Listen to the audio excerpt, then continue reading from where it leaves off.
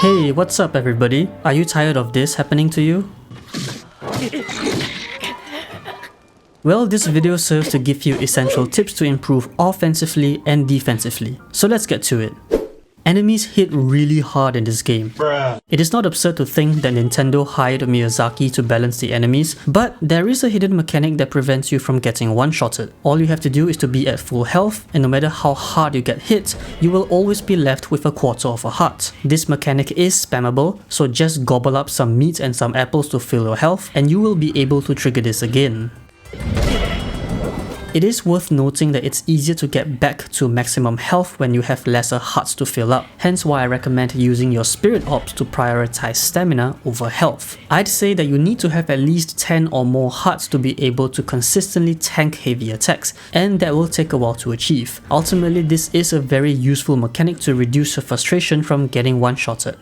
The next tip is to master poise. Poise refers to the resistance to stagger. Not every attack you deal will stagger the enemy, and certain enemy attacks have hyper armor which allows them to power through your attacks. So the main rule of thumb is to always let the enemy attack first, either block or dodge and then strike back. If you attack blindly and the enemy just so happen to attack at the same time, it is almost guaranteed that the enemy will power through your attack, hitting you while you are in mid-animation. An extension to stagger is knockback. This is triggered on your final blow of your basic combo, causing the enemy to fling backwards. This is very important as enemies recovering from a knockback would often allow you to trigger knockback again, keeping the enemy consistently down, granting an easier kill.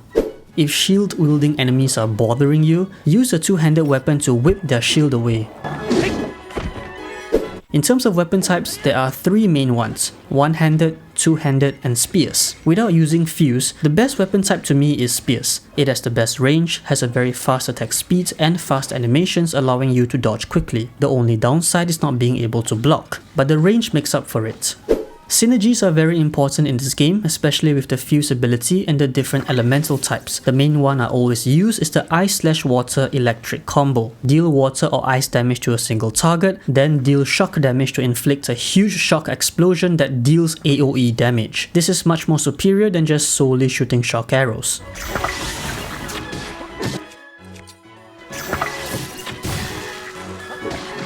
Other really good fuses with your bow would be bomb flowers,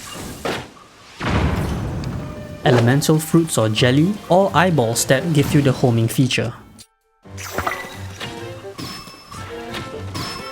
I don't recommend using monster parts that solely increase damage on bows, given that you'll waste the entire monster parts on one shot. Instead, reserve these monster parts for your weapons to maximize its potential. For fusing monster parts, it's very simple. The amount of attack power it adds is shown here, so for this case it's 17. Just drop it on the ground and fuse it with a weapon to get the added effects.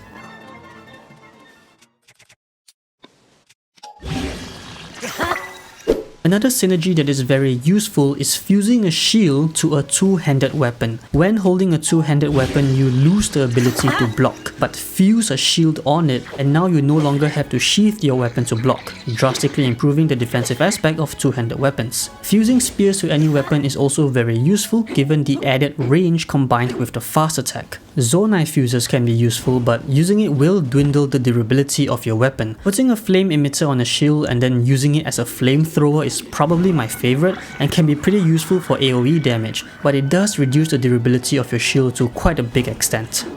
Flurry Rush and parries will take some time getting used to, so I highly recommend practicing against a simple enemy. Activating Flurry Rush is much easier and you should aim to dodge slightly earlier rather than to dodge at the perfect timing. The timing window for Flurry Rush is about 4 frames and it is much safer to dodge early, and even if you don't get the flurry attack, you would still successfully evade the attack. Parrying is much more difficult as you will need to time the animation of the parry. However, it does have some benefits as parrying can knock weapons out of the enemy's hands and will stagger the enemy substantially.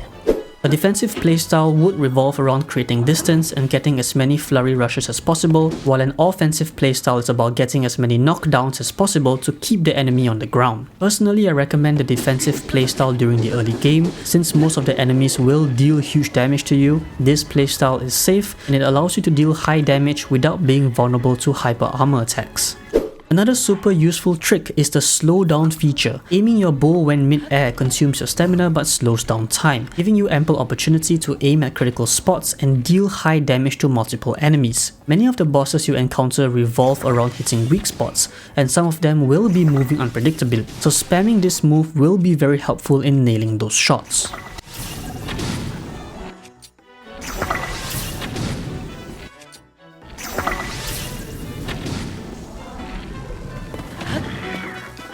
An underrated trick that I don't see many players using during combat is the ascent ability. This is more situational, but it can help you escape quickly or put yourself in a better position to deal damage. I like to combine ascent with shooting arrows mid-air so that I can consistently trigger the slowdown feature with ease. Combine all of these tips together and your combat will definitely improve drastically.